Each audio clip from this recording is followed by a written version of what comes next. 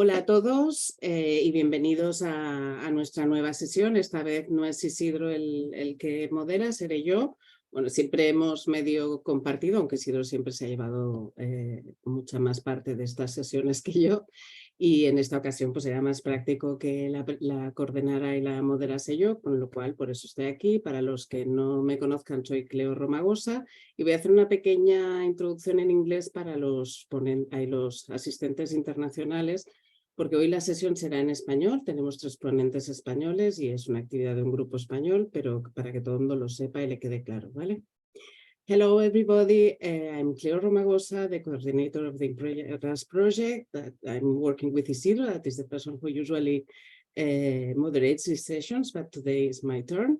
And just to advise that the session today would be in Spanish, because the 3 presenters are Spanish presenters. Some of the slides could be in English, but the speech would be in Spanish. So hope you would be able to understand and enjoy the session, and I'm continuing in Spanish. Bueno, dicho esto, hoy tenemos 3 grandes ponentes de nuestros grupos de trabajo. La primera será la doctora Ruth Orellana, a la que doy paso y nos traerá seguro un caso interesantísimo. Ruth Orellana es patóloga especializada en partes blandas y hueso en el Hospital de Sant Pau en Barcelona, y es parte tanto del grupo de trabajo de partes blandas de la SEAP y hueso, como del Grupo Español de Investigación en Sarcomas, como del proyecto EMPERAS. Adelante, Ruth. Vale, bueno, le doy a compartir pantalla.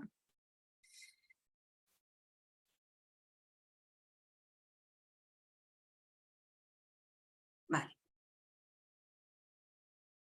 Listo. Vale, pues buenas tardes. Primero de todo, agradecer a Cleo la invitación para presentar en esta sesión.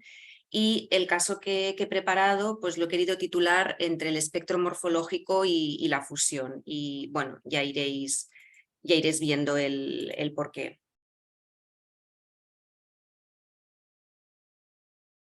Ay, no sé por qué no me avanza. Vale, se trata de un paciente varón de 59 años que presenta una tumoración en tercio proximal de antebrazo izquierdo, que en la exploración clínica muestra unos 8 centímetros de consistencia blanda, está adherido a planos profundos, no es móvil y de 4 meses de evolución.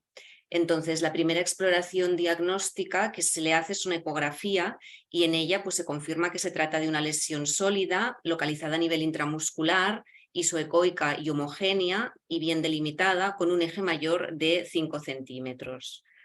Para acabar de caracterizar la lesión se realiza una resonancia magnética que muestra esta tumoración intramuscular, que es hiperintensa en T2 de 5 centímetros de eje mayor. Y como presenta este aspecto tan homogéneo, la orientación radiológica fue de mixoma intramuscular. Se decide realizar biopsias de la tumoración y este es el material que recibimos, 2 cilindros pues con un tejido y una calidad muy óptimos. Y ya cuando bajamos, el primer detalle que te encuentras es estas estructuras vasculares con la pared hialinizada y una proliferación monomorfa, que a más detalle vemos que se trata de células con el núcleo ovoide, con una cromatina granular tosca y que se disponen en hileras o cordones en relación a un estroma fibroscleroso. De forma así como salpicada y ocasional, algunas células presentaban una atipia que podría ser entre una atipia degenerativa, simplástica o algo bizarra, porque tan solo se observaban de forma aislada y no se observaban figuras de mitosis. Luego el patrón estromal y de disposición de las células era un poco variopinto. Había áreas con un patrón estoriforme, otras áreas con un patrón reticular en relación a un estroma edematoso, otras áreas que recordaban al patrón de un perineuroma esclerosante, donde las células se disponen como contorneándose alrededor de las fibras de colágeno, y en unas áreas de colágeno grueso con un aspecto un poco de tipo queloide. En otras áreas volvemos a ver un estroma edematoso, el estroma va cambiando, en otras áreas es hialino o mixohialino y en otras áreas mixoide con este aspecto un poco bubble. Focalmente se veía algún grupo de células con este aspecto epitelioide, histiocitario y algún nido de células poco evidente, pero con cierto aspecto glomerular neuroide. Entonces, visto esto, bueno, pues tenía un cromo inicial y el diagnóstico diferencial que me planteé pues, es con tumores de nervio periférico por este aspecto un poco neuroide de las células y luego lesiones que pudieran tener estructuras vasculares con pared hialinizada, como son algunos tumores fibroblásticos, miofibroblásticos, y luego un tumor de diferenciación incierta, que es la neoplasia fusocelular con reordenamiento en TRAC. Entonces, de los tumores de nervio periférico, pues como os decía, había algún área con un patrón un poco de perineuroma esclerosante y, bueno, creí que era una entidad para incluir dentro del diagnóstico diferencial. Aquí lo que esperaríamos encontrar es una positividad para EMA y para CD34. Como tumor neural también pensé en un neurofibroma, la atipia degenerativa, el estroma, también así variado, y en este caso aquí esperaríamos encontrar positividad para CD34, para marcadores neurales S100 y SOX10 y EMA más o menos focal. Dentro de los tumores fibroblásticos, miofibroblásticos, incluye el angiofibroma celular, no porque sea la localización, este tumor se localiza sobre todo a nivel perineal, pero sí que es uno de esos tumores que presenta estructuras vasculares con pared hialinizada y monomorfismo celular. En este caso lo he puesto más a nivel un poco docente si cabe. Aquí esperaríamos encontrar positividad para CD34 y para marcadores musculares más menos. Otra entidad a incluir es el angiofibroma de partes blandas. Este también es frecuente que tenga estructuras vasculares con pared hialinizada. El estroma puede ser también muy variable y las células acostumbran a tener este aspecto entre ovoide fusiforme. Y aquí esperaríamos encontrar tan solo CD34 positivo.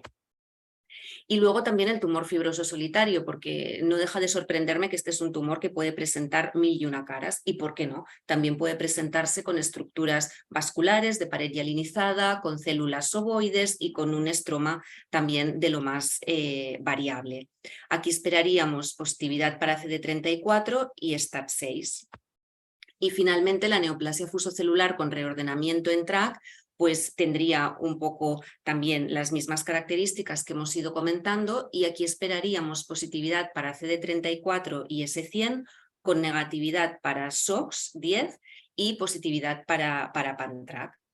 Entonces, bueno, pues realizamos la inmuno sobre el cilindro y vemos que claramente el tumor expresa CD34 y S100 de forma muy evidente, conserva la expresión de trimetilhistona y Ki67 es muy bajito, menos de un 5%, que concuerda perfectamente con las características de bajo grado histológico que se van observando en el tumor. En cuanto a la tinción de PanTRAC, pues la verdad es que esta es una tinción un poco puñetera y al final no sabes si está porque la quieres ver o está porque es así de delicada, ¿no? Aparte, había negatividad para marcadores neurales como es SOX10, proteína fibrilar glial acídica, PGP 9.5, CD56 y glutuno, y marcadores epiteliales como las queratinas, EMA, también para MUC4, STAT6 y marcadores musculares.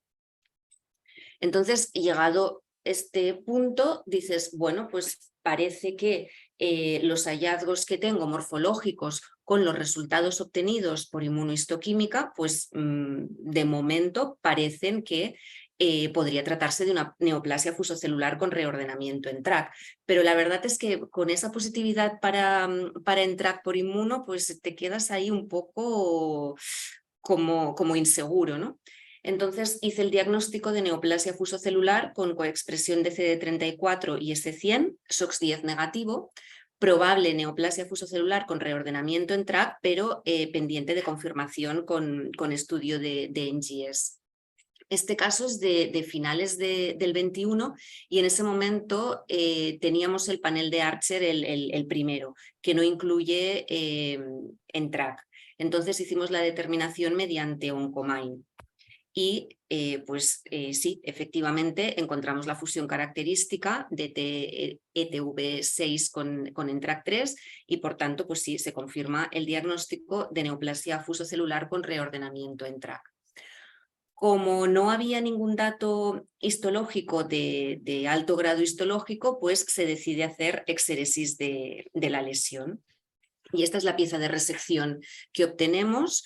Se trata de una exéresis marginal que focalmente incluye algún fragmento de músculo esquelético y vemos que la superficie de sección nos muestra una tumoración homogénea con un aspecto como gelatinoso, pero sin ser claramente mixoide.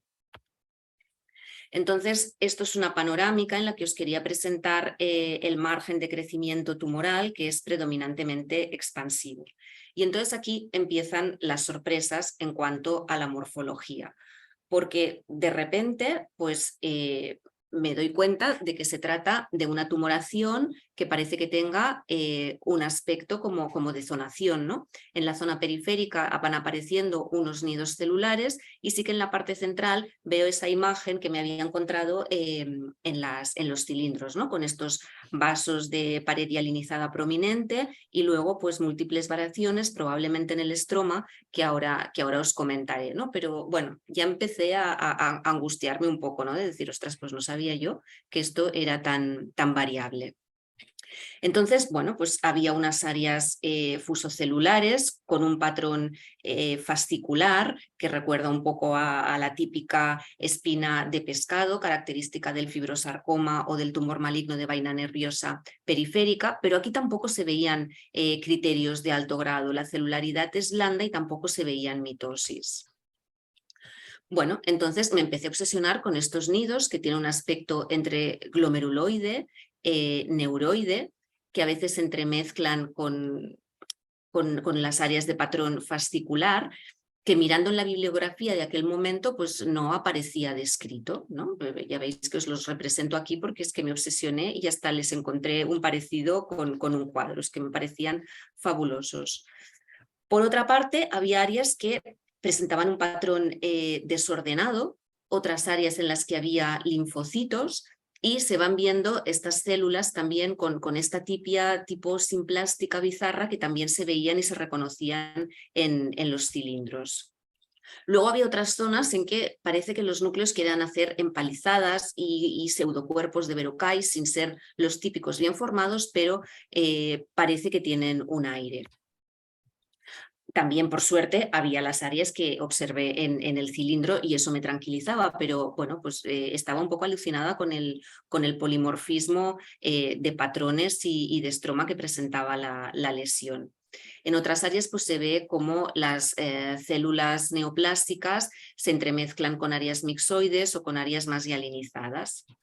Y bueno, pues cuando vuelvo a repetir la inmuno, pues también me sorprende que la positividad para CD34 es en las áreas donde más centrales y que es negativa en los nidos, estos que me obsesionaban a mí de aspecto neuroide.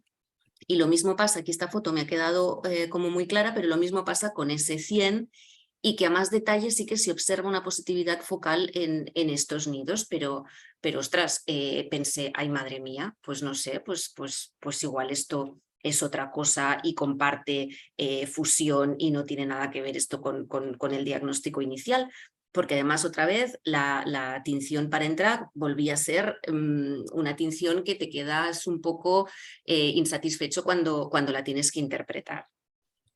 Entonces, bueno, pues como la pieza ya llegó en el 2022 y en ese momento disponíamos ya de la versión Advanced de Archer, pues pensé, mira, yo lo siento, pero yo creo que este caso vale la pena volver a repetir la NGS por esta variabilidad morfológica que tiene, que seguramente va a salir, pero me quedo más tranquila si lo repito, ¿no?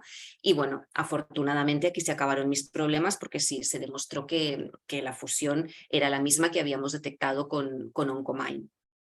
Entonces, como se trataba de una exéresis marginal, finalmente en el comité se decide realizar radioterapia adyuvante.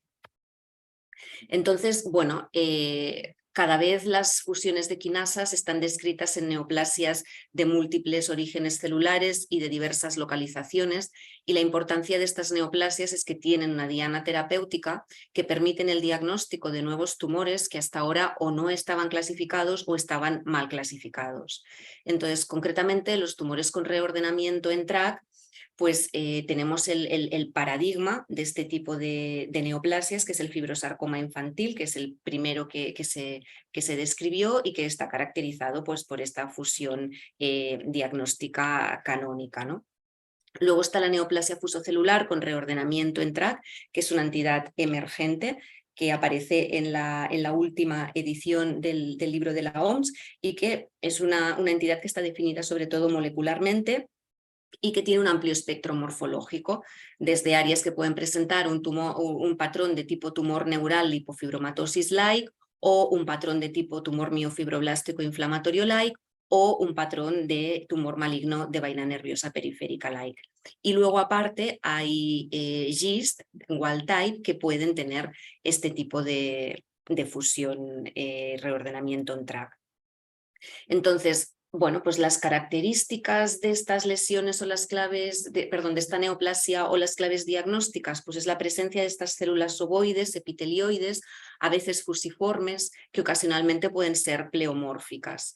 Un estroma colágeno, a veces con áreas de tipo queloide, y sobre todo la hialinización perivascular. Luego puede haber neoplasias que sean de bajo grado histológico y neoplasias que sean de alto grado. Y el grado histológico es el que nos va a dar luego el pronóstico de la neoplasia. Luego la gracia esta de la coexpresión de CD34, S100 y PanTrac con negatividad para SOX10. Yo aquí lo único claro que veo es la negatividad para SOX10, porque la verdad que viendo la pieza, si hubieran biopsiado otra zona, con esa expresión tan heterogénea de CD34 y S100, pues me hubiera costado mucho más pensar en esta entidad, ¿no? Esta neoplasia se localiza sobre todo en tronco y extremidades, puede ser superficial y profunda. Entonces ahora en abril del 23 el grupo de Yin hace un estudio de 13 casos de neoplasia fusocelular con reordenamiento de TRAC, y aquí es un festival los patrones histológicos que describe, que pensé, si este artículo lo hubiera tenido yo en su momento, pues me hubiera ahorrado volver a repetir otra vez el estudio de NGS, ¿no? Y entonces, bueno, pues ilustra perfectamente áreas de tumor neural lipofibromatosis-like, que es el que faltaba en nuestro caso. Luego áreas pues fasciculares con patrón de MPNST o fibrosarcoma, estroma con fibras de colágeno, cuerpos de Verocay, aquí dibujan unos cuerpos de Verocay mejor hechos que los que tenía nuestra lesión, un infiltrado linfoide y luego la presencia de estos nidos neuroides, los nidos neuroides que a mí me neurotizaban totalmente. Luego la imagen típica, ¿no? con este patrón, que es el cromo y áreas de atipia.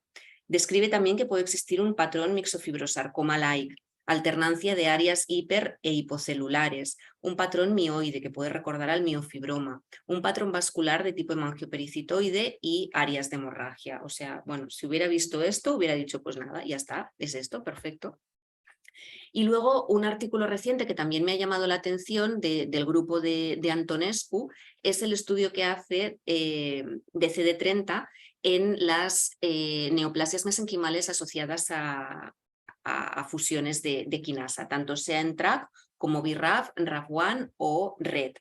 Y los compara con otro grupo de sarcomas. Entonces, en total son 38 casos de neoplasias fusocelulares con fusión quinasa, y lo que ve es que hay una elevada expresión de CD30 en el 70% de los casos respecto al resto de entidades, a excepción del tumor maligno de vaina nerviosa periférica, que sí que expresa también CD30 en un elevado porcentaje.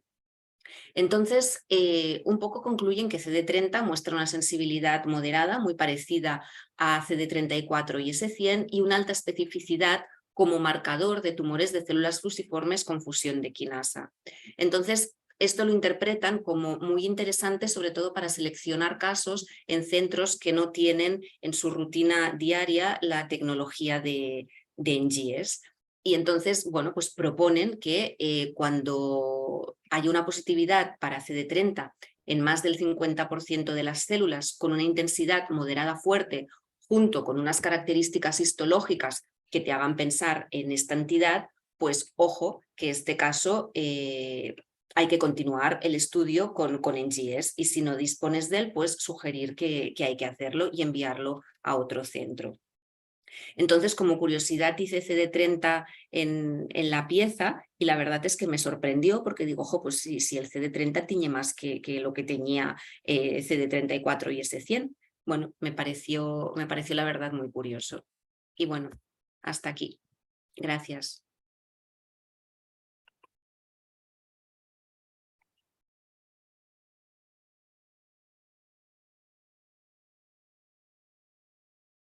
Estás mutada, Cleo, estás mutada. Cleo, no se te oye, Cleo. Muchísimas gracias, Ruth, por el caso y que es súper bonito. Yo creo que todos hemos aprendido y lo del CD30 me parece súper interesante. No sé si alguien tiene preguntas, comentarios, experiencias con tumores parecidos. Podéis activar vuestro micrófono y preguntar o escribir en el chat, como queréis. Si escribís, lo leeré yo. Ruth, muy bonito el caso, enhorabuena. Y nada, mi pregunta es o sea, dos cosas, que quizás sea este tumor rompe las barreras de que el tumor es homogéneo, pensar que hay reordenamiento. En tu caso precisamente tenía varios patrones y tenía un reordenamiento, un tipo de translocación, o sea que rompe un poco el pensamiento ese de que siempre que hay un tumor homogéneo translocación y viceversa. Sí, aquí. Lo único homogéneo era la celularidad. Sí, sí, sí. Y la otra cosa, a ver, no con ánimos de crítica ni nada de eso, pero lo de la repetición de la NGS en la pieza también, cuando ya estaba en el cilindro, entiendo que es porque no te convencía la morfología, ¿no? Eso es por neurosis mía en aquel momento. Me obsesioné, no encontraba explicación a aquellos nódulos, aquella zonación y bueno, fue una obsesión. Pero evidentemente, o sea, sabía que iba a salir positivo, pero lo necesitaba. Vale, gracias. Yo la verdad es que los casos que he visto de este tipo de tumores, la mayoría también han sido bastante heterogéneos y algunos en el Turgut eran, o sea, he tenido un par en el que nos hemos planteado el FAT, el Pleomorphic Gyalinizing Angiohepatic Tumor, porque también tienes esos vasos y se veían solo esas zonas súper poco celulares con unas atipias como aisladas, pero que no lo diagnosticábamos porque es un tumor que en cilindro me parece muy peligroso de hacer un diagnóstico muy rotundo, pero y luego hacías la NGS y oh surprise, ¿no? Y supongo que también por obsesión de NGS, porque para un FAT es muy morfológico, pero en un cilindro que es limitado. O sea que yo creo que estos tumores vamos a ir aprendiendo en los próximos años. Y luego una obsesión que tengo yo últimamente es que yo creo que deben ser de origen neural. Ya, yo es que tienen muchas cosas que se parecen. Sí, es que esos nidos, esas empalizadas, esos verocai-like, ostras. Bueno, y el hecho de que en TRAC se expresan, tú haces a un esvanoma, un ENTRAC por inmuno y es negro. Se expresan las células de SVAN, ¿no? Entonces tiene su lógica, si se está expresando más, tiene más posibilidades de reordenarse en estas células que en otras. Esto es filosofía, ya no es diagnóstico. Sí, pero sí. Muy bien. Oye, Ruth, una cosa te quería preguntar, porque se está viendo en los últimos tiempos, ¿no? Parece que muchos tumores celulares cuando coexpresan S100 con CD34 hay que pensar en una translocación detrás, ¿no? No en TRAC, sino también otras, ¿no? BRAF u otras. ¿Tenéis experiencia en este sentido? Y también preguntarte sobre la edad, que no me ha quedado claro qué edad tenía tu paciente, y si en esa revisión que has presentado, los patrones, ¿qué rango de edad tenían los pacientes? Si eran jóvenes fundamentalmente o no. Y muy bonito el caso, muy bonito. Gracias.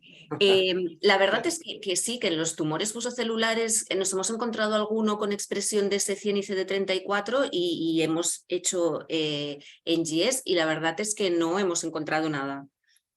No hemos encontrado nada, o sea que no experiencia cero, porque no hemos obtenido ningún resultado. Nosotros tenemos alguno de red, de BIRAF, reordenados, MET. Tenemos no muchísimos, pero alguno. Sigue, perdón. No, nada. Y luego esto, la edad del paciente 59 años y en la serie pues no asocia ningún patrón morfológico a la edad, son básicamente adultos jóvenes el rango de edad. Claro, pues es que en pediatría sí que se ven bastantes lesiones, una sociedad antriática también con mucho polimorfismo, canales más mixoides. No, es muy interesante, muy interesante. Muchas gracias. Ahora, si no hay nadie más que quiera hacer preguntas verbalmente, paso a leerlas del chat, ¿o hay alguien más que quiera comentar algo? Lo de anti-CD30, ¿alguien ha planteado tratar estos tumores con anti-CD30 como los Hodgkin y estas cosas? En el artículo lo comentan, pero que todavía, bueno, pues no está claro si podrá tener utilidad como pasa sobre todo en los linfomas, ¿no? Con el brentuximab. De momento no está claro. Lo proponen sobre todo como marcador de screening de cara a poder hacer estudio de molecular, pero bueno, que falta todavía reunir casos para ver si podría tener alguna utilidad. Pues paso a leer preguntas. Rodolfo Guzmán te pregunta si se puede identificar filetes nerviosos involucrados en la neoplasia en la resección, o sea, si podías ver si realmente tenía alguna relación con un nervio o no. La verdad es que no vi nada realmente de neural, porque es que yo estaba obsesionada con el tema neural, con este aire neural, y una cosa bien formada o que dependiera de un nervio, no estaba, no. Y luego Carolina comenta que el caso es precioso y que está muy de acuerdo con que le parece o sea, que recuerda algo neural, ¿no? Tanto tu caso, bueno, supongo se refiere a tu caso. Y no hay más preguntas. No sé si alguien más quiere comentar algo antes de que pasemos a la siguiente ponente. Pues seguimos con nuestra siguiente ponente, que es la doctora Ana Belén Enguita del Hospital 12 de Octubre en Madrid, que es coordinadora del grupo de patología torácica o pulmonar de la Sociedad Española de Anatomía Patológica, pero comparte su pasión por el pulmón con la pasión por partes blandas y hueso, y sobre todo hueso, yo creo, que ya nos lo dirá ella. Y estamos encantados de tenerla aquí. Adelante, Ana Belén. Pues muchas gracias, Cleo. Gracias por la invitación, gracias por la labor que estáis haciendo tanto tú como Isidro, con lo difícil que es mantener esto en el tiempo y apostar por intentar que todos mejoremos en el diagnóstico y en la docencia. Yo tengo el corazón un poco partido, pero no, entre el pulmón y la patología torácica en general y las partes blandas hueso, y no te voy a negar que de la mitad que le toca hay un poco más de hueso que de esto. Entonces yo hoy me he forzado a que no podía presentar algo de hueso y que tenía que presentar un caso bonito de patología, que a mí me ha parecido bonito, de patología de partes blandas. Espero que se vea bien. Uy. No sé si veis ya pantalla completa. Pues sí, nada. Yo me he dado cuenta de que, otra cosa no, pero he estado súper humilde poniendo el título, el desafío de una lesión mixoide. Y luego he pensado, madre mía, pero si yo he elegido un caso de los que son de batalla y de que simplemente para dejar clara la idea de que a veces nos enfrentamos a lesiones que nos parecen raras y a veces es porque no teníamos la tecnología más adecuada o no estamos absolutamente actualizados. Pero aún así, bueno, pues lo he mantenido el título, pero os lo comento desde la absoluta humildad, porque creo que en los tumores mixoides o que tienen cierto componente mixoide, aunque no sean puramente mixoides, siempre nos vamos a encontrar con que o son corderos con piel de lobo o son lobos con piel de cordero y que son unos grandes, se mimetizan con lesiones benignas, con lesiones reactivas, tenemos lesiones escasamente celulares con comportamientos agresivos, hay algunos que no pensamos capaces porque apenas tienen celularidad y son capaces de dar metástasis y de tener un pronóstico malo. Pero también es verdad que, bueno, yo en esta sesión, como decía Ruth, eso era por neurosis, pues me siento siempre muy bien porque estas sesiones también vienen fenomenal para compartir las neurosis, ¿no? Entonces, las neurosis también las compartimos con los radiólogos y con los clínicos. También para ellos, desde el punto de vista radiológico, las lesiones que tienen componente mixoide son difíciles y desde el punto de vista clínico también lo son y desde el punto de vista terapéutico para su manejo. El caso se trata de una mujer de 43 años de edad que como antecedentes lo único que es una persona asmática que tiene un tratamiento convencional para su asma, como veis en la diapositiva, con un Symbicort y un Ventolin de rescate. Está en sus estudios ginecológicos, se ha visto un mioma uterino y estos son todos sus antecedentes, una persona sana. Pero empieza a notar un aumento de partes blandas o que ella percibe como un aumento como más difuso de partes blandas en el muslo izquierdo. Dice que no refiere dolor, desde luego el dolor no es intenso, pero que ha habido momentos en los que sí que ha tenido que tomarse un paracetamol o un tramadol. Entonces, en la clínica, en el hospital privado, deciden hacerle una resonancia. Primero os leeré el informe porque también me parece muy importante bueno, agradecerles a los radiólogos y la gran correlación que necesitamos para la parte para el diagnóstico de las lesiones de partes blandas y de hueso. Es una masa que ellos ven intramuscular, en vasto externo distal izquierdo, es ovalada, multinodular, que esto ya en algunos momentos pues, nos ayuda, pero tiene un contorno bien definido por un halo hipointenso con un anillo periférico incompleto, debido a que tiene una señal que les parece grasa que es interna heterogénea con septos y áreas quísticas. Cuando hacen los distintos estudios ven que es hipointensa en T1, que es hiperintensa en T2 y en T2 con supresión grasa. Mide 4,3 por 3,2 por 2,4 centímetros y tiene un realce significativo heterogéneo con contraste paramagnético. Las imágenes, que le agradezco al doctor Ramos, que es jefe de servicio aquí en nuestro hospital de trauma, que es donde ha venido el paciente, la paciente posteriormente y al servicio de radiodiagnóstico, pues como veis estamos en muslo izquierdo y encontramos una lesión que es bien delimitada, casi nos parecería que ese aspecto multinodular o que ellos describen a nosotros como patólogos tal vez nos es un poco más difícil verlo. Es verdad que tiene algún septo y cuando vemos imágenes T2 pues vemos que es hiperintensa y también es hiperintensa con supresión grasa. Una lesión que por otra parte parece una lesión radiológicamente a ellos les pareció de baja agresividad radiológica, bien delimitada y pseudoencapsulada. Y aquí vemos el realce al que se referían en su diagnóstico radiológico. Con esto deciden realizar una exéresis, pero una exéresis casi marginal, porque solo en algunas zonas remitieron, parece ser la pieza con haces musculares periféricos. Resecan una pieza de la cual pues, nosotros la macro no la tenemos porque somos el hospital para segunda opinión y es 5,4 por 3,5 por 2,5 centímetros. Veían lo mismo, tal y como está descrito en la macro, su morfología es ovalada, se ve un contorno bien definido, pero ven áreas periféricas que tienen un componente de tejido muscular, que el grosor mide alrededor de 1,5 y en otras áreas en la tumoración cuando hacen las secciones para el mapeo y la inclusión pues está en la inmediata proximidad, es una resección marginal y está en la inmediata proximidad del borde quirúrgico de resección y la pieza pues no se les remitió orientada. Nosotros recibimos, se incluye al final los patólogos que lo ven ya en su primera opinión, ya ven que es una pieza que macroscópicamente ya les empieza a decir, uy, esto no les convence, entonces meten la pieza en su totalidad, la incluyen en su totalidad. Bueno, pues si veis, os he hecho unas imágenes panorámicas, nos mandan los bloques y de esas y las laminillas histológicas y nos mandan los estudios inmunistoquímicos que ellos habían realizado.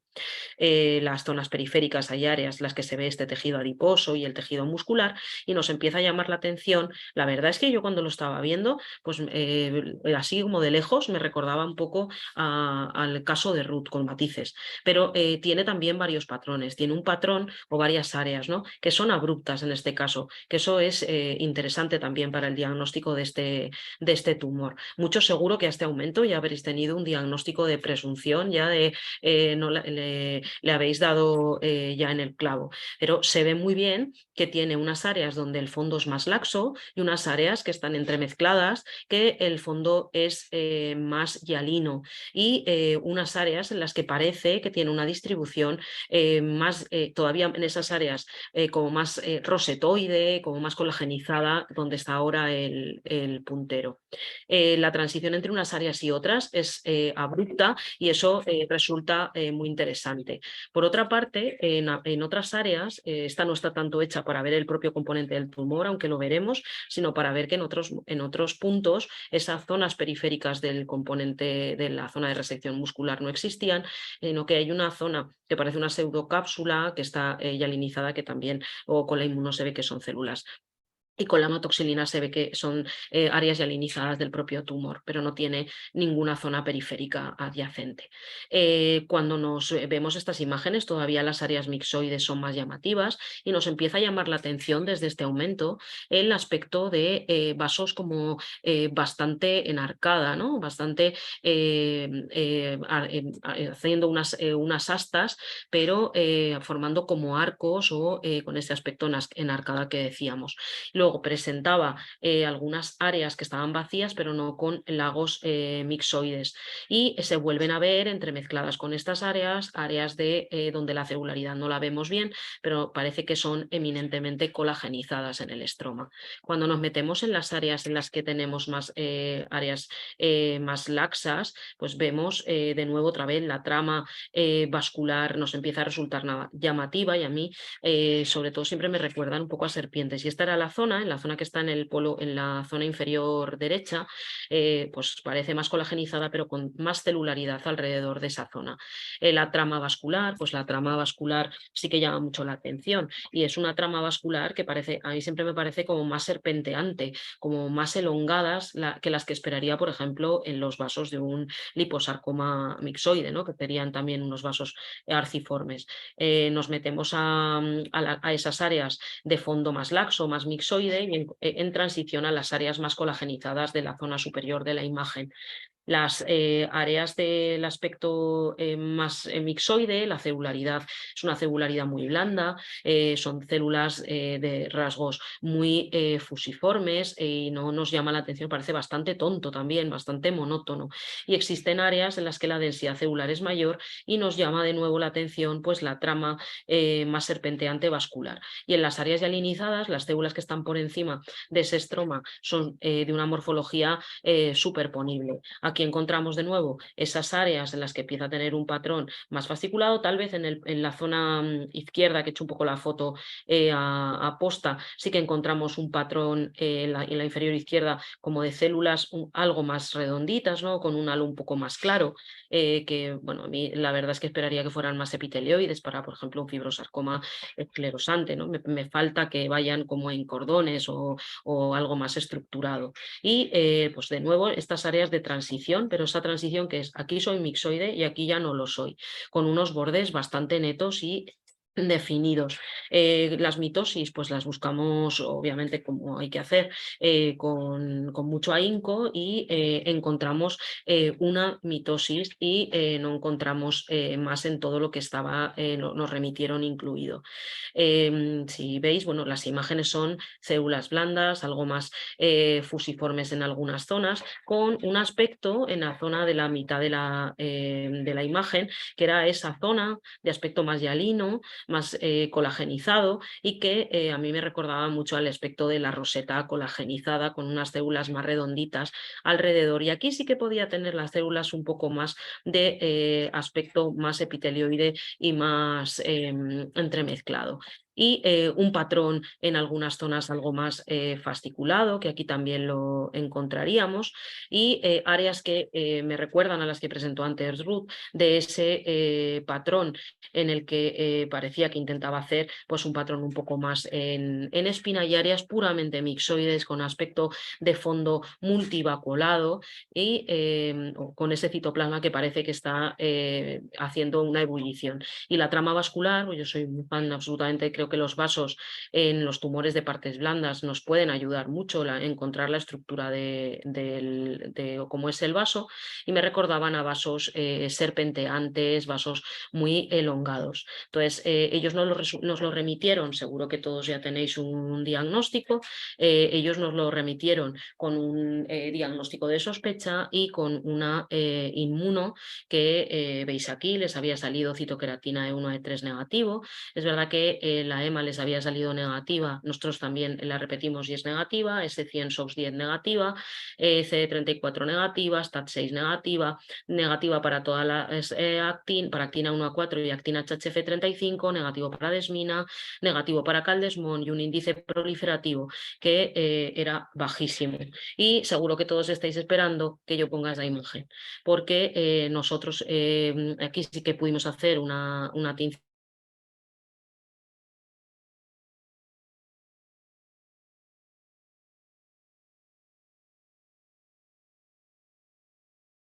y aquí os he puesto una a mayor aumento, era difuso y en todo. Y además hicimos un FIS, que muchas gracias a la doctora Ruano, que es nuestra bióloga molecular, porque nos echa una, bueno, no nos echa una mano, nos salva la vida básicamente, que hay que ser realista, porque el análisis de la por FIS y la biología molecular de los sarcomas pues tiene una dificultad que entendemos, sobre todo además en muestras de calcificadas que usamos en hueso, pues si no fuera por ella nos saldríamos muy pocas veces del atolladero. La sonda que tenemos en la imagen es la sonda FUS, que nosotros usamos la de Createch, de Leica, con una manual, y bueno, como veis en esta imagen ya se empieza a ver que bueno, tenemos separación, y aquí dice el DAPI no me ha quedado muy bien. A mí son imágenes que me gustan porque me da la impresión de que no están toquiteadas, ¿no? Y que son las de la realidad, lo que uno está viendo. Entonces, si veis, pues ahí se evidencia que sí que encontramos positividad. Entonces, con estos hallazgos histológicos, el perfil inmunistoquímico y el perfil molecular, nuestro primer diagnóstico obviamente fue el sarcoma fibromixoide de bajo grado, que por recordar pues, dónde ha quedado en JU 2020, está dentro de los tumores fibroblásticos, miofibroblásticos, y es una neoplasia maligna. Y hace mucho hincapié en la introducción en esa transición abrupta entre áreas colagenizadas y áreas mixoides. La celularidad fusiforme es una celularidad de bajo grado, es una celularidad sin atipia, una celularidad blanda que tiene habitualmente ese patrón Gorlin o un patrón en remolino, y es muy importante fijarse mucho también en las estructuras vasculares, porque nos va a aportar unos vasos curvilíneos, unos vasos que forman arcadas, y tampoco hay que despreciar que hay veces que nos tenemos a nuestro tumor fibroso solitario como diagnóstico diferencial, porque en ocasiones tiene imágenes hemangiopericitoides. Ya no es adecuado, JU dice que por favor ya no le llamemos tumor de células fusiformes y alinizante con rosetas gigantes, aunque esta imagen la vamos a encontrar alrededor de un 30% de los casos, ni tumor de Evans, aunque fuera Evans quien en 1987 describiera el caso, y no se describen subtipos dentro de la entidad. La localización principal es como la que nosotros tenemos, por eso quería también elegir este caso, es una zona proximal, perdón, de las extremidades y en el tronco localizada subfascialmente, pero hay que recordar su localización como central, ¿no? en cavidad abdominal, en retroperitoneo y en mediastino. Y como ha dicho Cleo, yo comparto mucho mi afición por el pulmón con la afición por los sarcomas, pues siempre es uno de los diagnósticos diferenciales, igual que el tumor fibroso solitario. Cuando estamos viendo entidades mediastínicas. Hay que recordar que cuando se da en niños se puede dar en zonas más superficiales, en las partes blandas más superficiales, y que hasta el 20% de los casos aparecen menores de 18 años, aunque en la imagen como que tenemos todos de low grade fibromixoid sarcoma Es un varón joven y esta edad que tiene esta paciente le vendría fenomenal. Es una masa que se describe como indolora o poco dolorosa, como la de nuestra paciente, y de largo tiempo de evolución hasta que se llega al diagnóstico. La verdad es que antes lo considerábamos, yo creo que si esto lo hubiéramos puesto hace unos años, diríamos que es un tumor raro. Hoy lo honesto es decir que es un tumor infradiagnosticado y que seguro que en nuestros archivos hay un montón de casos, pues lo mismo que contaba Ruth de entrar, ¿no? Muchos casos que se necesitarían ser subclasificados de manera correcta. Como sarcoma fibromixoide de bajo grado y que estarán diagnosticados de otro tipo de diagnósticos. También es cierto que esto se puede hacer porque tenemos marcadores diagnósticos adicionales, como son la identificación de su alteración molecular de base y incluso una técnica tan habitual y que podemos tener en la rutina diaria como son marcadores inmunistoquímicos como MUC4. En cuanto a la alteración molecular, pues ya sabéis que el 2/3 de los pacientes tienen la que veis en la imagen, la T716Q33P11, y un cuarto, un 25%, además tienen cromosomas supernumerarios en anillo. Lo que ocurre en el 90% lo que encontramos en el 90% de los low grade fibromixoidisarcoma es la FUS-CREB3L2 en el 90%, que es la fusión del 5' del FUS16P11 con el 3' del CREB3L2 7Q33. Hay un porcentaje de casos en los que no encontramos el FUS-CREB-L2, sino que encontramos el FUS-CREB-L1 y el WSR1-CREB3L1, que estos casos sobre todo son los que, esta es la alteración que encontramos en el fibrosarcoma epitelioide esclerosante con mayor frecuencia. El hecho de que aparezca esta fusión lo que hace es que haya una desregulación de CREB2 sobre todo, y entonces eso hace que se exprese o que podamos determinar CD24 y MUC4, que es una glicoproteína epitelial. A mí en este caso me resulta también, yo no tengo MUC4 desde hace demasiado tiempo, pero es lo mismo que pasa en muchos hospitales, por ejemplo con STAT6 o con inmuno de Becor. O sea, a veces pensamos que todo está en la rutina, pero también tenemos que pensar que obviamente el caso nos llegó perfectamente orientado, pero sin poder haber realizado un MUC4. En cuanto a ese solapamiento con fibrosarcoma epitelioide esclerosante, ahora os pondré unas imágenes, es un poco diferente, pero claro, la alteración molecular es, el MUC4 nos resulta positivo, tenemos que recordarlo, y tenemos que volver también al estudio histológico y al estudio molecular. En cuanto a la especificidad, por ejemplo, de MUC4, ¿no? Pues la especificidad que se marca en MUC4 es que el 99% de los casos de low grade fibromixoidisarcoma son positivos con una tinción citoplasmática fuerte y difusa para MUC4. El EMA en el 80% de los casos sería positivo, aunque si veis el Pathology Online Note ahí pone que es negativo, pero WHO dice que ellos en el 80% de los casos lo describen como positivo, y a nosotros nos salió negativo, somos la minoría, somos la resistencia.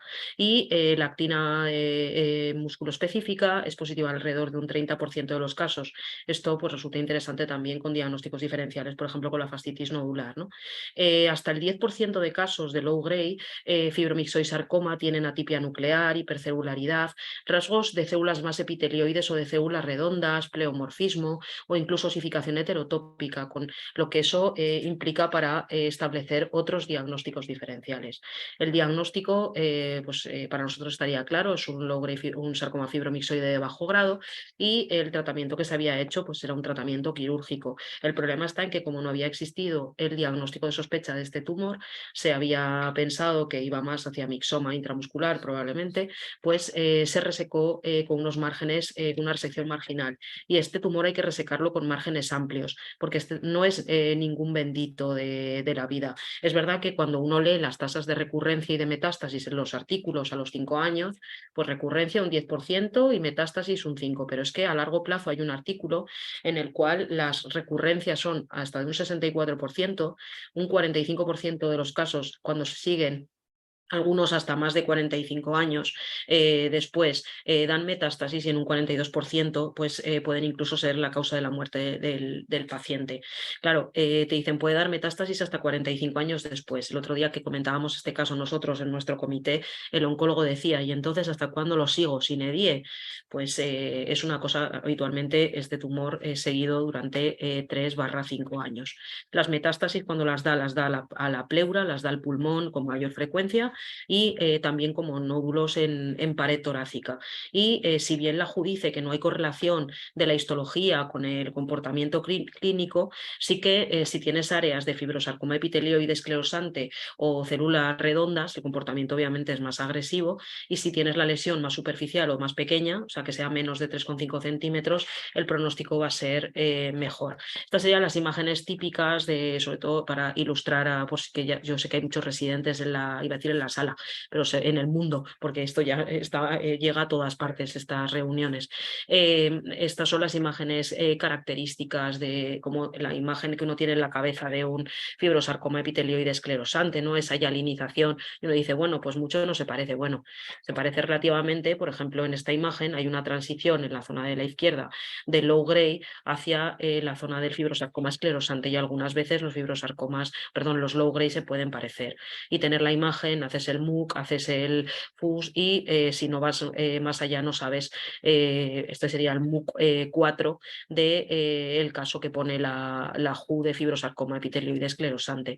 Pero a mí es que yo creo que en este apartado donde están las fibroblásticas, miofibroblásticas, es donde más problemas tengo yo para el diagnóstico, y ya si le unes los rasgos mixoides, aparte que tienes que subir al capítulo anterior a los liposarcomas mixoides, y a mí me generan muchos problemas diagnósticos, sobre todo porque hay entidades, por ejemplo, como la fascitis nodular, que son muy probable que la metas en el diagnóstico y que a lo mejor lo ves de bajo grado, ves el patrón arremolinado, el patrón en palmeral y no se te ocurre, haces una actina, te sale positiva la actina sin más y no se te ocurre pensar ante qué tumor estás.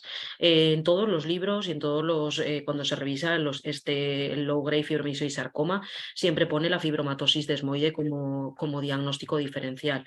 La verdad es que bueno, pues el verapetacatenina en el low grade fibromialgia y sarcoma no tiene ninguna expresión. Los fibrosarcomas, pues es verdad que una de las imágenes que os puse un poco a posta tiene ese patrón como en espina, pero yo creo que sobre todo un diagnóstico que puede recordar también es el mixofibrosarcoma, pero obviamente no se ven pseudolipoblastos en estas imágenes que os puse, pero también es cierto que son tumores que los mixofibro casi los pensamos también en un perfil de edad y en una localización pues, un poco más superficial.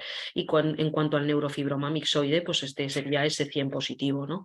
A mí me parece que como conclusión, pues que es un tumor infradiagnosticado, que hace falta que tengamos una buena batería de técnicas ya no digo solo moleculares, sino también inmunistoquímicas en nuestra rutina, que tengamos MUC4, que tengamos STAT6, porque son tumores que son siempre grandes simuladores de otras entidades, y que bueno, pues también es verdad que no tomemos siempre como ya es un mixoide que va a ser complicado el diagnóstico, porque esto es un poco como la célula gigante en el hueso, nos complica la vida pero también nos da una hebra para tirar, ¿no?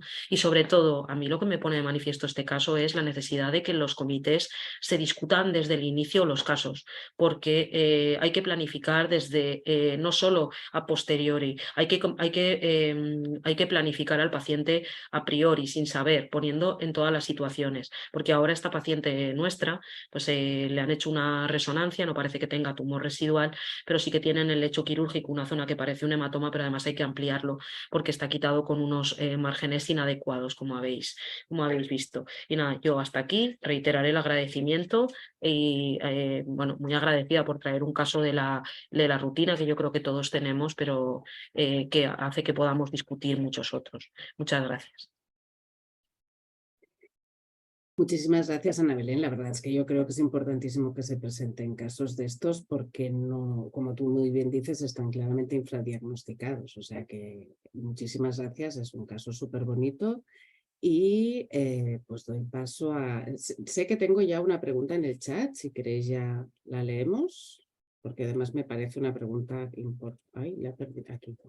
importante, que ¿es necesario hacer el estudio molecular si la morfología es compatible y expresa MUC4?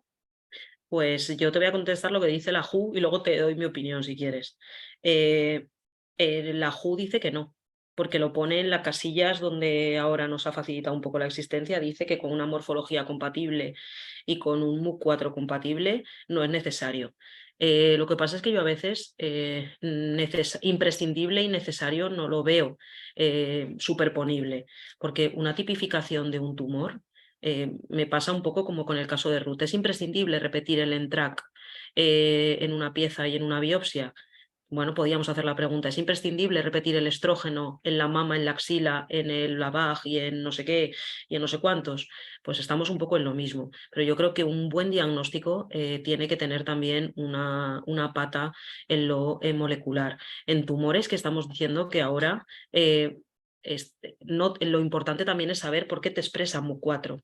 Te está expresando MUC4 porque está asociado a qué alteración molecular. Tienes un CREB debajo, 2 o tienes un 1. Ahora no tiene implicación pronóstica, pero no sabemos si la tendrá.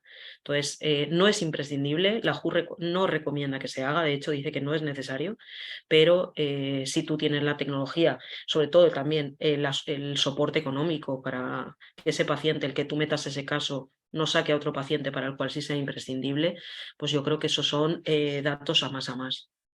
Perfecto, bueno, yo sí, comentar al respecto, si te parece bien nuestra experiencia. Yo estoy totalmente de acuerdo contigo, ya sabéis que en general me gusta si puedo demostrar las cosas porque los de partes blandas nos movemos a veces en arenas movedizas y si se puede, si no se puede, se pueden hacer muchas cosas. Dicho esto, en estos tumores el MUC4 me resulta muy, muy, muy útil y el FUS por FISH es difícil, muchas veces da falsos negativos, mucho más que el MUC4. Con lo cual me voy a fiar más de MUC4 que del FISH en este tipo de tumores. Y meterlo en NGS, pues a lo mejor lo haría como tú dices, ¿no? Oye, que me falta un hueco para rellenar la NGS y tengo este caso, pues va, lo redondeo, ¿no? Porque me interesa cerrar el panel. Pero aparte, en este tipo de tumor yo creo que la inmuno tiene más peso que en yo creo que sí. Yo creo que sí, y además la veo fácil evaluable, no es como la inmuno de ENTRAC o como incluso la inmuno de BCOR, que a mí a veces te da problemas hasta que la pones, o como la inmuno de TV4, que te da unos quebraderos de cabeza bastante buenos, pero hay una cosa que el FIS no nos olvidamos a veces que es dificilísimo de interpretar en algunos sarcomas. A mí me parece de las cosas más difíciles. O sea, me parece que hay veces que hay que yo hablo por mí, que como sé que me ha dado algo la inmuno, a veces sí que lo veo más fácil, pero si no supiera que me ha dado eso, no sé si muchos de ellos conseguiría obtener un resultado válido para... Me parece que es la inmuno, el FIS de los sarcomas me parece complicado. Me parece complicado incluso el del MDM2, ¿eh? O sea, a ese nivel. Sí, no deja de ser algo subjetivo, ¿no? También. No, pero por ejemplo, esos casos de lipos superficiales, que tú estás buscando el 30, pero no llegan al 30 y ya, no sé, me parece que es otra cosa, o sea, que no es un FIS fácil, es un FIS difícil. Y estoy totalmente de acuerdo contigo. Nosotros tenemos casos que tenemos un MUC4 claramente positivo y el FIS es claramente negativo. Pues esos casos, esa discordancia, en otro tipo de patologías nadie se plantearía no meterlo a molecular para justificar por qué esa discordancia. A lo mejor es que la variante no está metida dentro de la fusión que busca, tan sencillo porque a veces como hacen esto. Totalmente. Estos giros ¿no? Sí. Estas translocaciones, un pequeño movimiento que no eres capaz de ver. Va de identificar, total. Intracromosómico, Sí. ordenamiento intracromosómico. Sí, Como sí. el fibroso Sí. solitario, el Sí. Star por FISH. Yo nunca he visto uno positivo por FISH. Yo tampoco, pero no, pensaba yo no que tengo era... ni la sonda. Pero de hecho a mí me la dejaron de comprar, porque como no nos fiábamos, pues no, esto. Pero no resulta sencillo, no resulta sencillo. O yo diría que el fibroso solitario y el sarcoma fibromixoide de bajo grado o el epitelioide esclerosante son precisamente de los que yo me fío más de la inmuno que de... O sea, no sé si me estoy dejando alguno, pero creo que estos son los principales que, ya te digo, no uso el FISH seguro. Y NGS Sí, normalmente totalmente. tampoco, a no ser que sean casos raros o eso, o que tenga... Totalmente. totalmente. Hola, Empar. Hola, nada, voy a interrumpiros, que estabais ahí ya. No, nada, yo estoy de acuerdo con vosotros y lo veo especialmente difícil cuando nos hacen bugs, porque tú has dicho que han ido a resección directa, pero lo habitual es que le hagan una bug antes, ¿no? Entonces, si pillas la transición, cuando el truco un poco para sospecharlo, por lo menos cuando los he visto, es cuando ves la zona de transición que has comentado, pero sobre todo cuando ves algo mixoide que es también fibroblástico, que dices, no es mixoide del todo, que un mixoma ya no te cuadra, no es feo del todo, que entonces ya no es un mixofibrosarcoma de bajo grado y encima si no te expresa 34, pues es un poco tenerlo en mente porque es verdad que de entrada, si no ves la morfología más fibroblástica con las rosetas y con estos arremolinos, o sea, con las zonas más arremolinadas y tal, a lo mejor de entrada no lo piensas, vas más a... Totalmente. Sí, sí, sí. Y luego lo que decíais de Yomuk también le tengo mucha fe.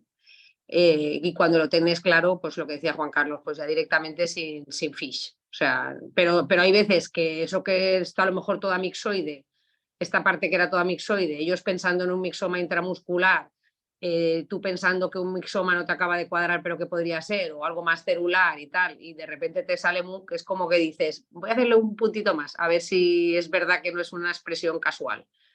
Sí, sí, vamos, es un caso muy didáctico, muy chulo. Ana Belén, considerando que tú haces pulmón también y utilizas, supongo, a veces el MUC4, ya veo un poco la relación de por qué has presentado este caso. ¿Cómo te es útil el MUC4 en adenos de pulmón? ¿Eso es real o eso es ficticio? A ver, es que los MUC y el CAD Y y el perdona que haga esta pregunta en este foro, No, pero no, siempre la he pero tenido... no. Ahora se van todos, Isidro, porque no.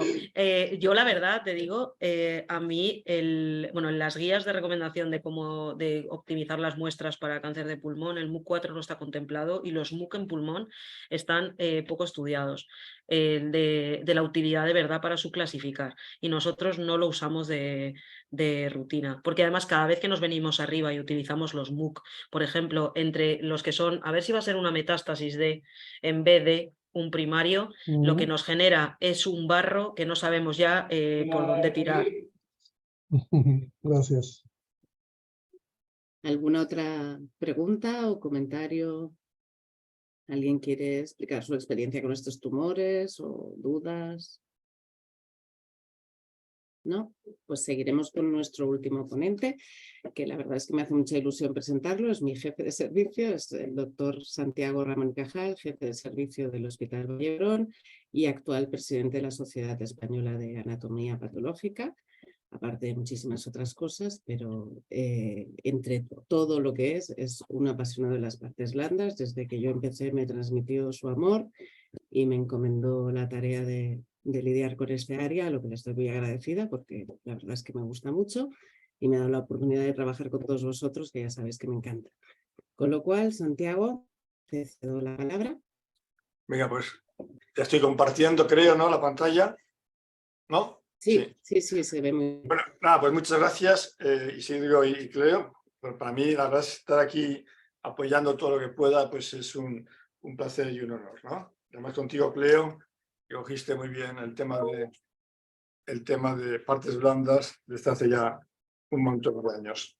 Bueno, yo voy a presentar un caso más bien, yo creo que sencillo, en principio, pues, pero sobre todo en contexto clínico, que yo creo que es muy importante que los patólogos estemos siempre en el contexto clínico, ¿no?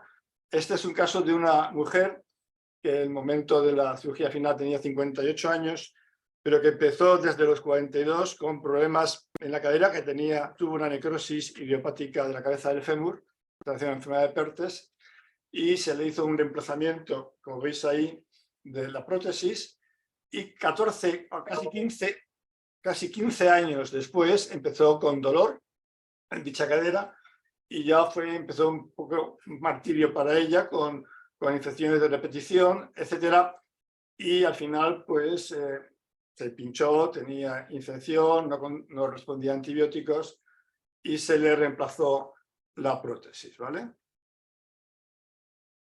A ver si me hace caso. Y estas son imágenes del traumatólogo que la hizo en 2 tiempos, como lo hacen ellos habitualmente, ¿no? Primero ponen un expansivo y luego ya ponen la prótesis. Bueno, y más o menos estuvo bien, pero a partir del segundo mes, más o menos, de la cirugía, empezó otra vez con dolor y con tumefacción de la zona periprotésica, ¿no? Que bueno, sobre todo los radiólogos lo ven. Yo no, me cuesta un poco verlo aquí en estas imágenes, pero ya empezó con dolor, hinchazón de las partes periprotésicas. Entonces ya empezaron también con muestras. Tuvimos hasta 5 o 6 muestras de esta mujer en los siguientes casi 10-12 meses. Y bueno, eran muestras como las que se ven habitualmente en los tejidos periprotésicos, ¿no? Habitualmente, pues con tejido fibrinohemático, con áreas más hematizadas que otras, áreas más colagenizadas que otras. Sí que nos llama la atención en algunas de las muestras, pues esos endotelios más prominentes. También había zonas donde había nódulos linfoides y alguna célula plasmática, restos de hierro, algún resto también que podía ser de material de algún metal.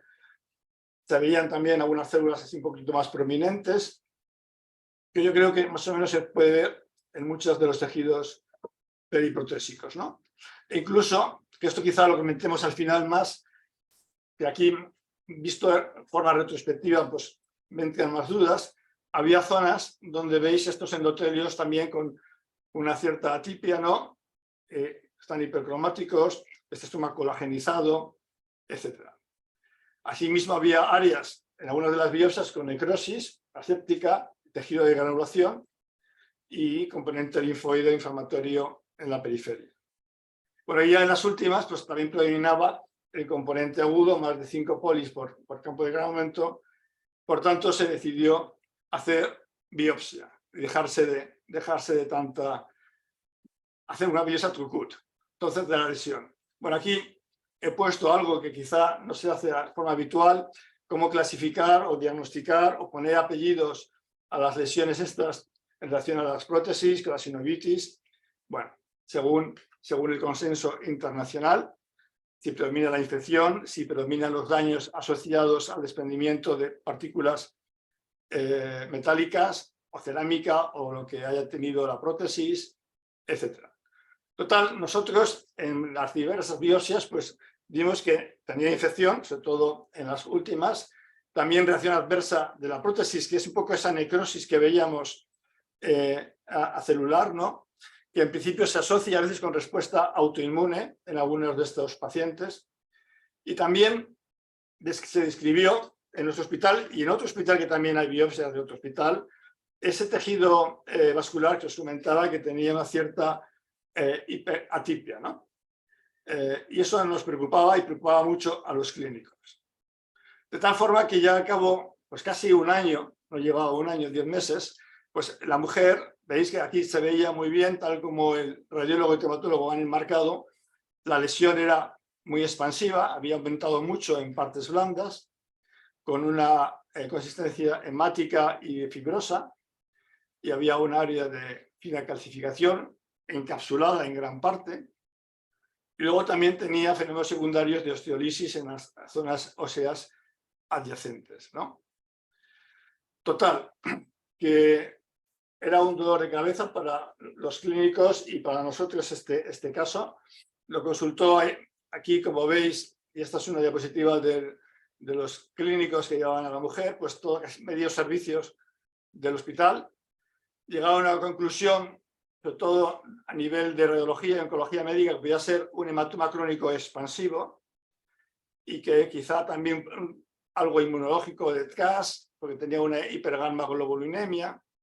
Bueno, en fin, total que hematoma crónico expansivo, para el que no lo sepa, en principio es todos aquellos hematomas de más de un mes de evolución, en lo que hay una cápsula fibrosa y luego material hemático en diferentes estadios, ¿no? Más líquido o más organizado. Es decir, nada especial, ¿no? Total que se decidió hacer una biopsia más dirigida y es la que tenéis aquí.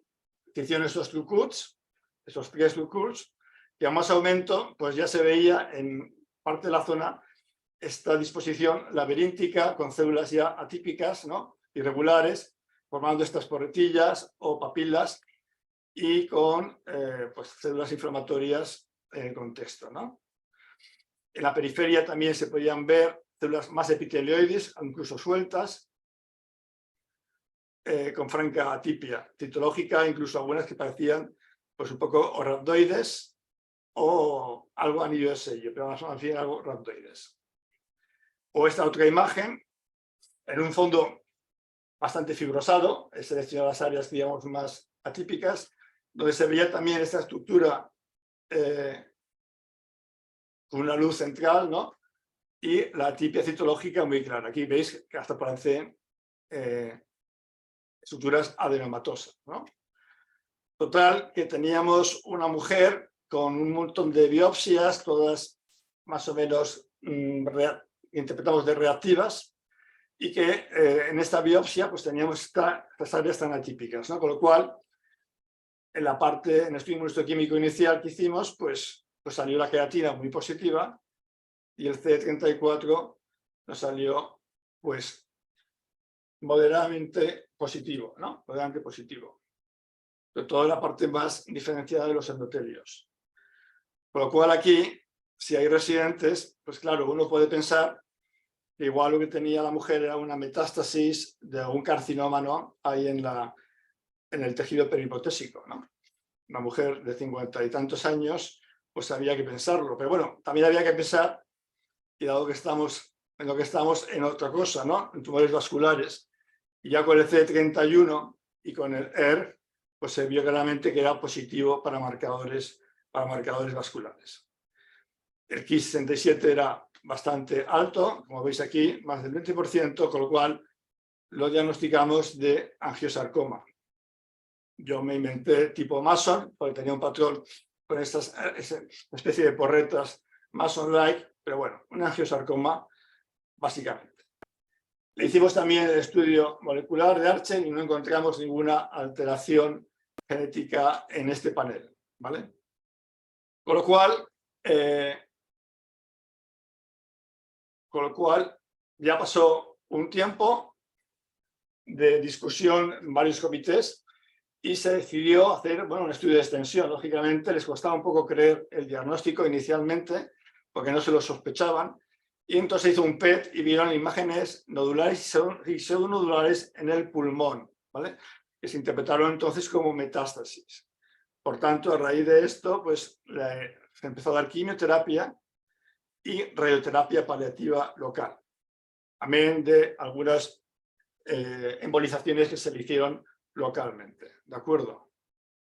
Total, que ya de esto ya también pasa casi un año, 10 meses, la verdad es que responde aceptablemente bien a la quimio, a la radioterapia y a las embolizaciones, pero luego ya a partir de marzo, abril, lo anterior había sido en julio del año anterior, empieza a crecer la masa, como veis aquí, bueno, la masa o el tejido, de aspecto más bien hemático, parcialmente organizado, y también las lesiones óseas que había a nivel de la pelvis. Por tanto, se decide hacer una extirpación. Una hemipelvectomía, era una mujer relativamente joven, y bueno, aparentemente no se había controlado un poco la diseminación desde el punto de vista oncológico. El problema es que la cirugía fue muy complicada, tuvo muchas complicaciones y murió de una infección posteriormente. Aquí tenéis la imagen de la resección con esta prótesis metálica y todo este tejido cicarnoso, hemático y muscular y fibrosado. Aquí la lesión se ve muy bien, ¿no? Toda la lesión fibrinohemática, más o menos reciente, más o menos fibrosa en la periferia. Las dimensiones pues ya eran espectaculares.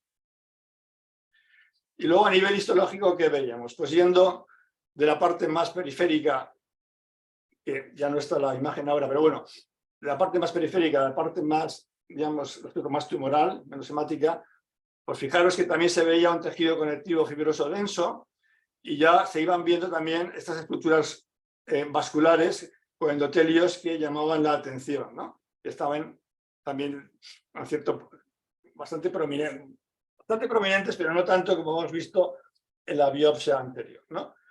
Nos vamos acercando un poco hacia la zona más tumoral y aquí ya se ve más densidad celular, es mucho más preocupante, ¿no? La citología también de estas células endoteliales, en principio, ¿no?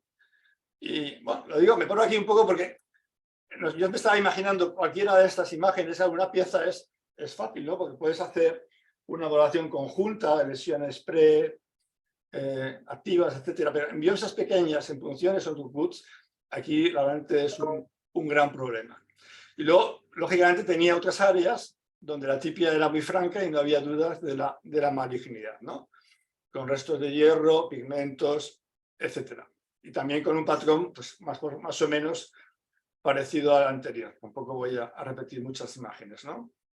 Viste aquí también pues, estos revestimientos de estas papilas, esta especie de hobnail de algunas células protuyendo hacia la luz, los nucleoles prominentes, etcétera, ¿no? Ya aspecto un poco histiocitoide.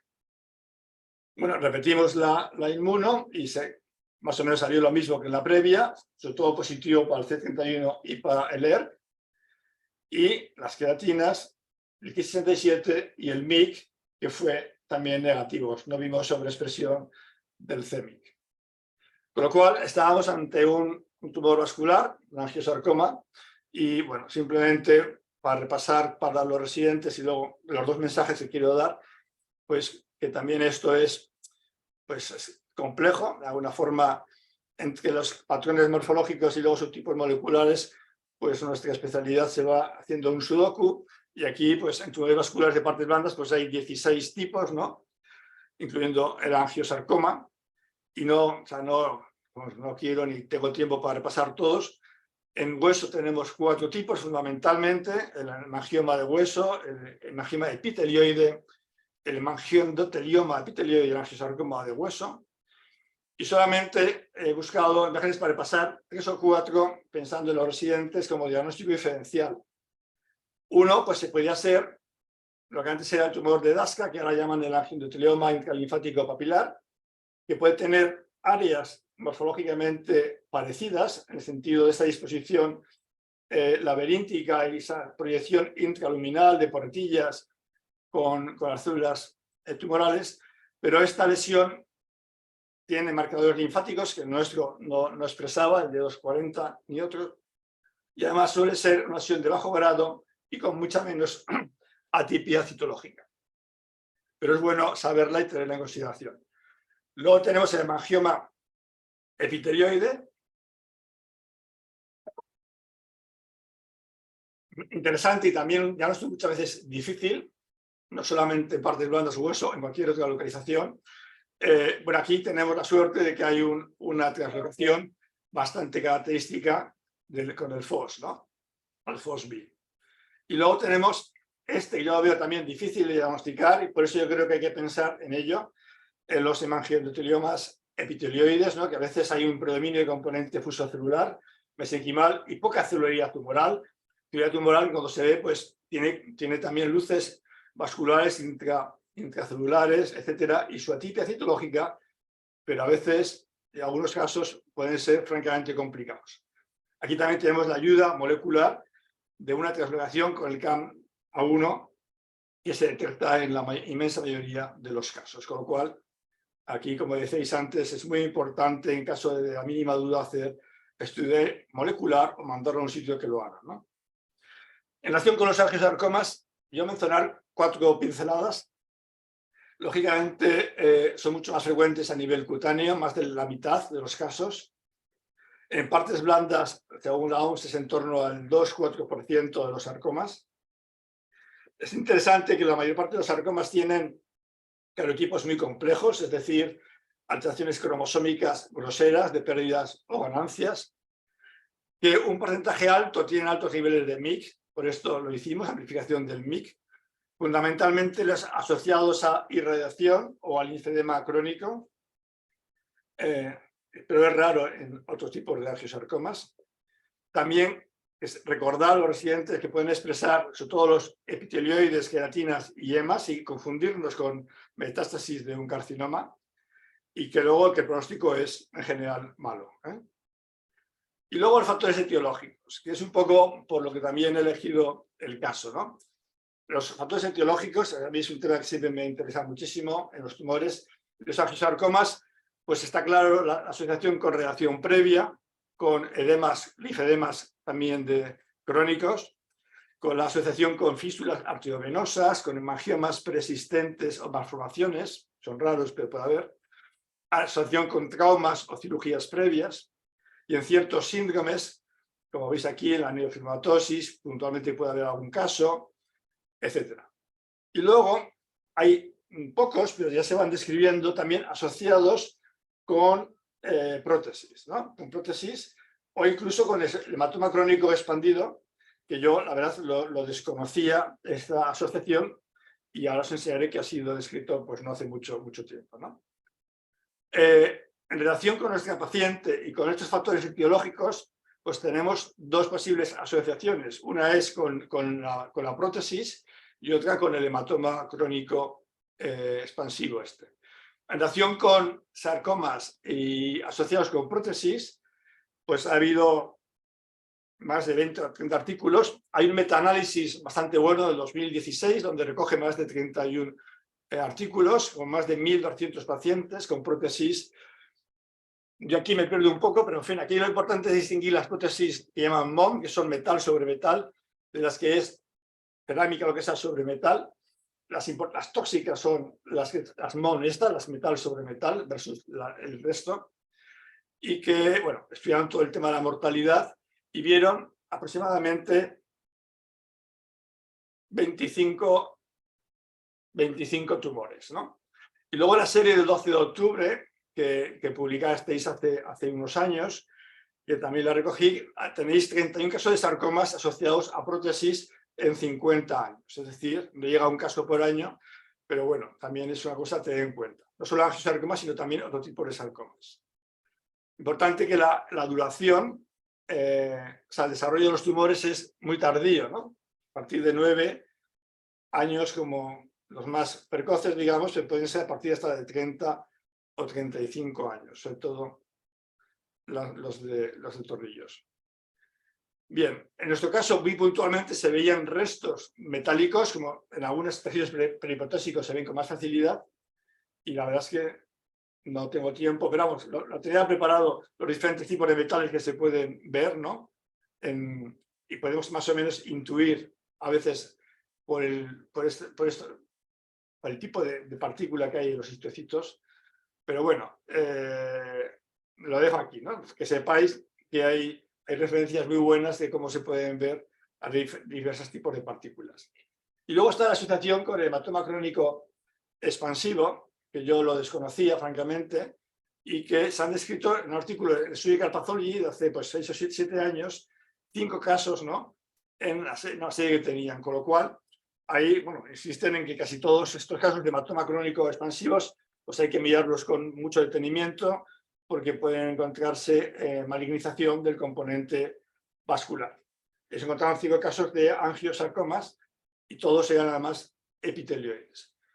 Con lo cual, yo lo que he aprendido de este caso y quería pues, compartir con vosotros es, primero, que no avanzamos mucho en el diagnóstico de malignidad en los tumores vasculares en biopsias muy pequeñas o en punciones, porque la duda que tenemos con lesiones reactivas o premalignas es todavía un gran desafío, ¿no?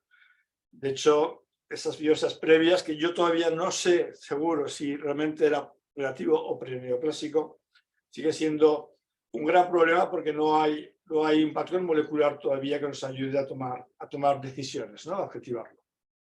E incluso en este caso, la parte más agresiva. Y también lo último, compartir que hay que ser conscientes de que algunos de estos sarcomas y angiosarcomas pueden ser secundarios a pacientes con prótesis, sobre todo las metálicas, las que tienen cobalto y cromo, o incluso, muy puntualmente, a los denominados hematomas crónicos expandidos. Yo creo que casos así, con un poco de suerte, se empezarán a ver menos dentro de unos años, porque estas prótesis de cobalto y cromo, yo creo que ya se están reemplazando por otras que son más de polietileno o otros metales, pero todavía hay muchos pacientes que las llevan y quiero recordaros que en el año 2010 se retiraron gran parte de estas de cobalto 2010, 2015 y el 2010 porque a Johnson Johnson le pusieron una demanda espectacular y tuvo que depositar en fianza más de 3.000 millones de dólares para el tema, para prever todas las demandas que iba a tener. Y nada más. Muchas gracias a todos. Muchísimas gracias, Santiago. La verdad es que es un caso espectacular y yo creo que es súper difícil o casi imposible hacer el diagnóstico del angiosarcoma con la primera biopsia que comentabas, ¿no? O sea, eso la clínica ahí no te apoya, no. Es un caso muy bonito y yo creo que también aprendemos todos. ¿Alguna pregunta del público? ¿Comentarios? Yo quería hacer algún comentario que es importante conocer estos casos, sobre todo para los traumas, porque nosotros aquí hemos visto un par de casos que yo creo que están más asociados a lo que decía del hematoma crónico expansivo, que hemos tenido 2 pacientes que han tenido hemartros de repetición, una con prótesis y otra sin prótesis, y hemartros que automáticamente tiraban este material a la basura, o sea, no se analizaba. O sea, directamente para ellos era sangre, limpiaban la tal y ya cuando vieron que era en otro centro pasó esto. Y luego ya vino aquí cuando ya había una expansión del muslo y tal. Entonces fue cuando realmente nos lo mandaron a nosotros, pero en plan, mira a ver si hay algo, porque no veían radiológicamente mucho tumor y ya se empezaban a ver los lagos vasculares, o sea, los canales vasculares atípicos.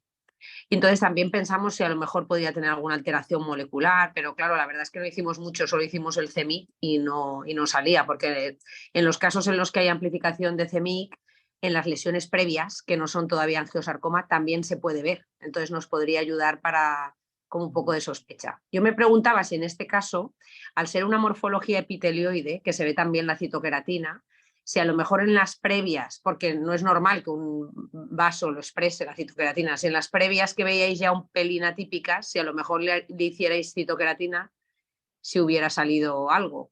Y a lo mejor ya sospechas que es algo. La verdad es que a mí no me parecía ni tan atípicas, vaya. Pero por si podía ser de utilidad. No, es un buen punto. No hicimos queratinas en la previa. Tampoco, la verdad es que con esas imágenes, aunque con un poquito de queratina positiva, dar un diagnóstico de sarcoma, de angiosarcoma, también hubiera sido complicado. Vamos, pero vamos, si tienes razón. De hecho, lo vamos a pedir, lo voy a pedir, sí. Luego, también es importante lo que has mencionado, que muchas veces, por los resis, más que nada, en los marcadores vasculares, cuanto más inmaduro, el 34 menos expresa. O sea que el 34 se expresa más en vasos más maduros. En cambio, por ejemplo, el ERG es de mucha utilidad, el ERG que sea muy intenso, porque el ERG también salen muchas cosas, no sé la experiencia que tenéis el resto, pero el ERG y el CD31 también muy bien, o sea que tiene un par de marcadores.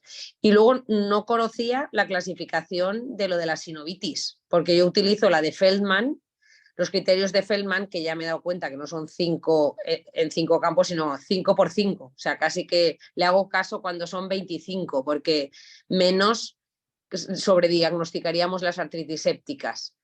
Entonces, la verdad es que la revisaré, esta clasificación, porque vemos aquí muchas sinoviales y no conocía. Así que gracias. Bueno, encantado. Perfecto, gracias, Empar. ¿Algún otro comentario o preguntas para Santiago? Ana Belén, ¿no nos quieres contar nada de esa serie o no estabas involucrada? Yo estaba involucrada porque, hola, que me habéis pillado cambiando de micro, porque el otro me apretaba el cerebro. En la serie estoy involucrada porque el último caso que vimos de malignización fue un caso que fue un poco la historia, está publicado y es un poco la historia que ha contado Santiago. Era un caso que no se solucionaba, que si tenía periprotésica, una lesión que a ellos les parecía séptica y al final se decidieron a hacer una cirugía y lo nuestro en el que está publicado es un osteosarcoma. A mí la verdad es que cuando revisamos los datos yo esperaba que nos saliera ese caso y el que venía con la guitarra. Y cuando vimos la serie dijimos, ostras, y estuvimos revisando el tipo de prótesis. Y el tipo de prótesis influye muchísimo. La calidad del metal influye muchísimo para los que han recidivado. Pero estamos hablando de gente que es probable que si tiene la prótesis hace 30 años todavía no se la hayan quitado, con lo cual habrá que ver ese tipo de prótesis. O sea, que Correcto, ¿no? Sí, sí. tiene mucha importancia y a veces, no sé a vosotros, pero a nosotros nos cuesta, Dios y ayuda, saber qué tipo de prótesis le han puesto al paciente. O sea que, pero las imágenes los que hemos visto nosotros son todos sarcomas de altísimo grado bueno, el paciente nuestro fue horriblemente mal.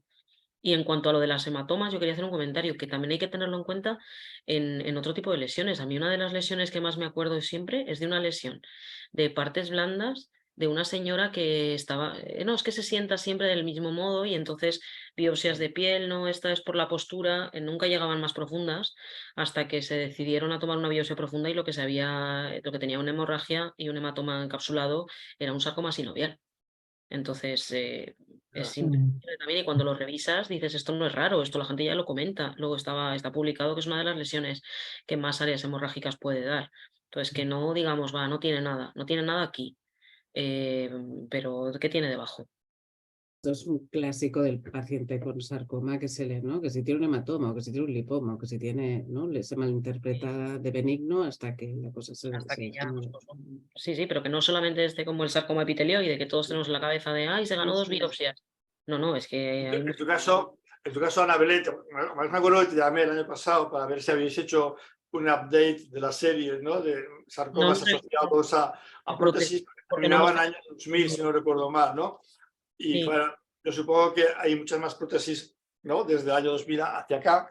Pero no hay ninguna en el año 2010 ya no son las metálicas estas de cobalto tan tóxicas y las están reemplazando y por tanto era un poco a ver si habéis hecho un seguimiento. Nosotros lo que les pedimos es que si las que retirasen, sí. las que retirasen, que tuvieran la alta probabilidad que ellos conocen, no fuera un material que fuera a otro lado, que no fuera anatomía patológica, aunque fuera para decir no vemos nada. O sea que, y nos han mandado algunas, no han retirado todas, ni muchísimo menos, no ha sido como la cosa esta de la mama de retiradas en masa, pero sí que hemos tenido alguna retirada de prótesis en cuanto ha habido problema. Y son conscientes, ahora ellos como hacen las impresiones 3D de muchas de las prótesis, se espera que esto ya no ocurra. Exacto, sí. ¿Puedo hacer un comentario? Hombre, Hugo, ¿cómo estás? Hola, Santiago, ¿cómo estás? Buenas tardes. Sí, Qué gusto verte. Qué alegría verte, sí. Hugo Domínguez de México. Sí. Hola, Isidro, ¿cómo estás? Hola, Hugo, ¿qué tal? Quiero hacer un comentario, una pregunta. A mí me da la impresión en mi práctica diaria que el hematoma tiene mucho que ver con las formas epitelioides de los tumores vasculares, especialmente el hemangioma epitelioide y el angiosarcoma epitelioide. Yo no sé la impresión de los demás, cuál es, pero creo que pues existen factores de crecimiento en los hematomas que pueden condicionar la aparición de estos tumores, especialmente vasculares. No, tienes toda razón. De hecho, la mayor parte de los que están publicados asociados al hematoma crónico expansivo o a la prótesis son epitelioides. Gracias. Perfecto, muchísimas gracias. Isidro, ¿tú querías comentar algo? Sí, nada, simplemente que la próxima sesión es el 6 de julio, que esa sesión será moderada por Jason Hornick de Boston y presentaremos casos, la doctora Romagosa, Enrique de Álava y yo. Presentaremos un caso cada uno y lo moderará Jason Hornick, o sea, lo invitamos a participar en esta sesión. ¿Qué día has dicho? El 6 de julio, 6 de julio vale. a las 4:30, a las 16:30. Nada, gracias. Muy bien, fenomenal. Perfecto, pues bueno, ya estamos emplazados para la próxima sesión. No sé si alguien se ha quedado con ganas de decir algo. Estamos todos contentos ya. Pues muchísimas gracias a todos por asistir. Infinitas gracias a los ponentes. Perdona, Cleo, una cosa. Es que estaba mirando que el 6 de julio, Isidro, igual os llaman, porque ahí está pensando un seminario en memoria de Rosay, que lo están organizando también desde México. No sé si Hugo también estará metido en ello, y donde hay también bastantes españoles que vamos a participar. Lo digo, que no coincidan. Bueno, no sé. Sí, no, para que lo sepáis básicamente, ¿no? Sí, esa era la única fecha que podía Jason Hornick de aquí hasta el 2025. No, pues que lo sepáis que el 6 también por la tarde hay un seminario también internacional. Vale. Bueno, lo grabaremos aquí. Gracias. Bueno, pues muy bien, yo creo que podemos finalizar la sesión e insisto, muchísimas gracias a todos, sobre todo a los ponentes y a los que habéis participado y nos vemos pronto en la próxima sesión del 6 de julio o en la siguiente si no podéis asistir. Venga, un abrazo, chao.